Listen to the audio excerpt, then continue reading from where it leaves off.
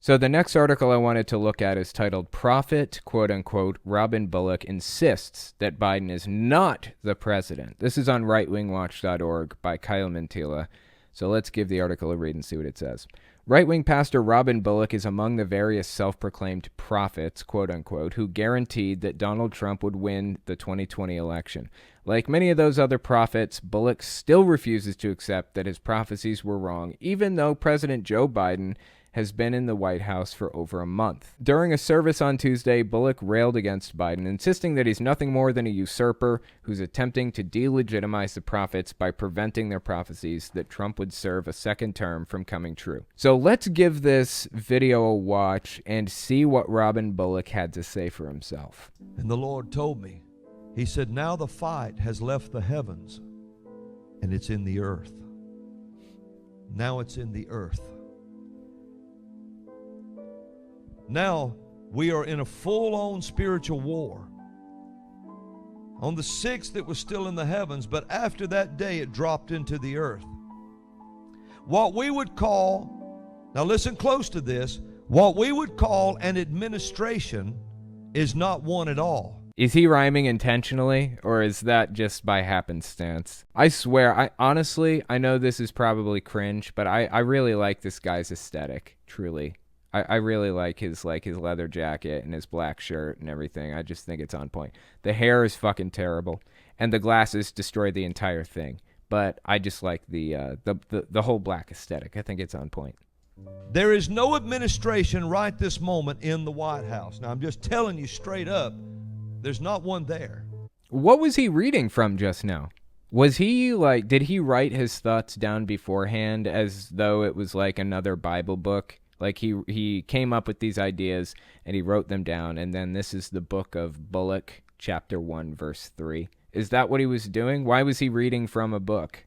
Now you say, well, what are you talking about, Brother Robin? That sounds crazy. Well, I'm about to explain myself. I didn't know I was going to be talking about all this today until the Lord said I was. Check out the chick in the background, too. You guys see? That's awesome, right? She's got that same aesthetic, although I feel like he pulls it off way better than she does. She's got that hat. It has got to go. I'm sorry. That's a rough hat. I'm not a fan. But she's got the leather jacket and the black shirt, too. I really like it. I don't know. There's something on point about that. There's not an administration in the White House or in the Capitol.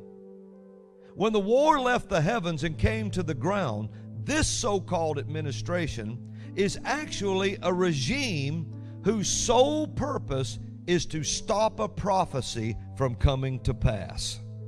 Fascinating.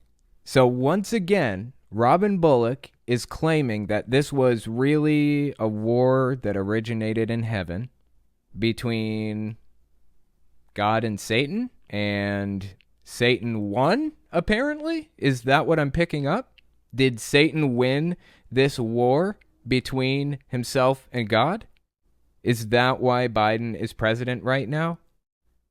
And it seems to me that inherent in the idea that Satan won is the implication that Biden won and he is currently president, right? That's what it is.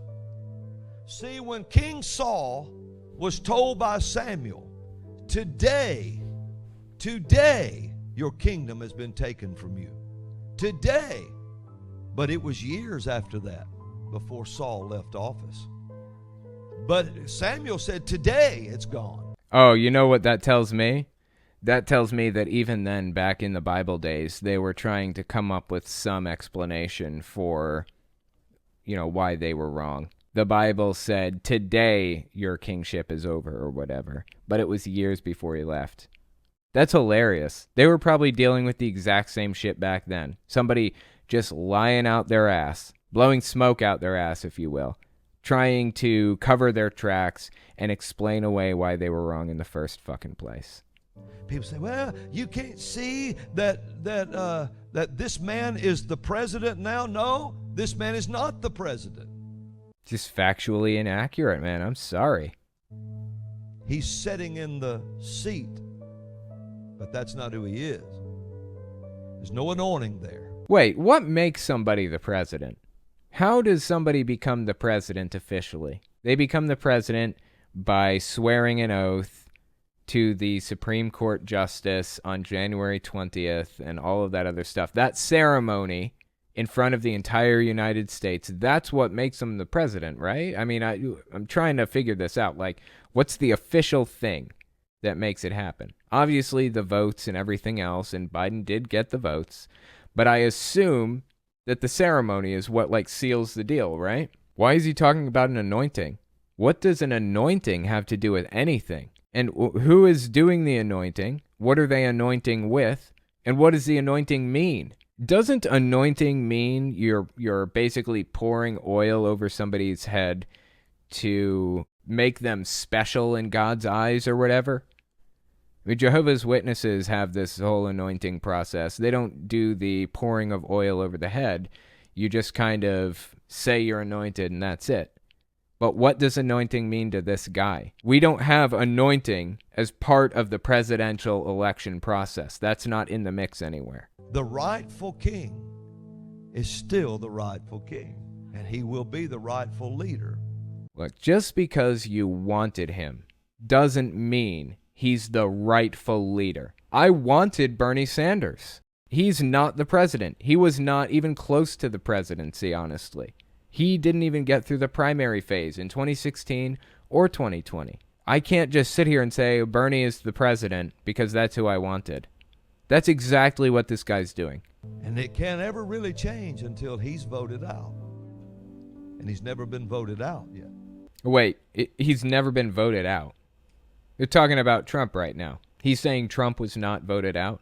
Give me a fucking break. When are you going to see reality? This is where we are. Catch up with the rest of the world. This is getting embarrassing. Let's read the article that goes along with this on the Friendly Atheist website. It was written by Beth Stoneburner. The title is Christian Evangelist Biden, Who's Not the President, is Blocking Prophecy. Televangelist Robin Bullock, who said last November that the COVID crisis could be blamed on people who voted for Hillary Clinton, and said last week that President Joe Biden doesn't exist, continues to spread the big lie. He said that Biden is somehow interfering with the prophets who insisted Donald Trump would serve a second term. This is a quote from the video we just watched. There's no administration right this moment in the White House. When the war left the heavens and came to the ground, this so-called administration is actually a regime whose sole purpose is to stop a prophecy from coming to pass. That's what it is. This man is not the president, Bullock continued. It can't ever really change until he's voted out, and he's never been voted out. Its sole purpose is to keep the prophecy that the prophets gave that the rightful president would be in office again, and this whole thing is to keep that from happening. End quote. This is Beth Stoneburner speaking now. The Wire is there to block out violent insurrectionists like the people who stormed the Capitol last month, not to stick it to Jesus. It's not surprising that Bullock doesn't understand what he's seeing in this administration, especially compared to the previous one, because it's actually doing, like, administrative things. It's tackling issues that are important to the lives of Americans, Bullock included. Issues like stimulus checks, health care, climate change, and more. It's been a little over a month, and Biden's Twitter account hasn't been censored by the site, nor has he said anything even remotely derogatory. And yet even that bit of normalcy is seen by people like Bullock as a form of Christian persecution. These people aren't going to give up. March 4th is the deadline. March 4th is the day that people predicted that Trump is going to be reinstalled as president once again. We're just going to have to sit by and wait with bated breath and see what they do next once Trump isn't inaugurated. Once their predictions fall flat again, I cannot wait to see how they react.